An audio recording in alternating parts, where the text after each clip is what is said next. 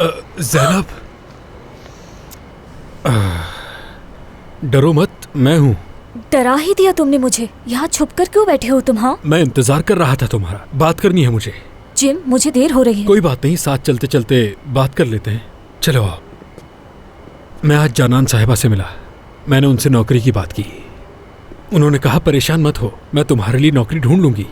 ये तो बहुत अच्छा हुआ जिम, अब तुम्हारे भी अच्छे दिन शुरू होने वाले हैं। क्या अब ज़ैनब तुम मेरे लिए कहीं से थोड़े पैसों का बंदोबस्त कर दोगी? देखो, वादा करता हूँ मैं भी तुम्हारी मुश्किल में काम आऊंगा। ठीक है, करती हूँ कल। शुक्रिया तुम्हारा ज़ैनब, जब तक जिंदा हूं कभी नहीं भूलूंगा तुम्हारे इस एहसान को मैं। काश तुम मेरी बहन होती नसरीन की जगह।